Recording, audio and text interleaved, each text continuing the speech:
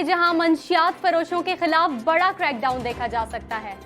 थाना झालचकियां पुलिस ने मंशियात स्मगलर को गिरफ्तार करके 11 किलो से जायद चर्स बरामद कर ली है। मुलजिम के खिलाफ मुकदमा भी दर्ज कर लिया गया है। इसी हवाले से देखते हैं ये रिपोर्ट। सरगोदा मंशियात फरोशों के खिलाफ क्रैकडाउन करते हुए डीएसपी सदर सर्कल शफकत नदीम अता की ज़ेरे निगरानी एसएचओ थाना झालचकियां शाहिद नवाज ने असिस्टेंट सब इंस्पेक्टर असद हयात और दीगर मुलाजमान पर मुश्तमिल टीम के हमरा झालचकियां चौक पर दौरान नाकाबंदी स्नैप चेकिंग करते हुए मंशियात स्मगलर अहमद शाह को गिरफ्तार कर लिया है।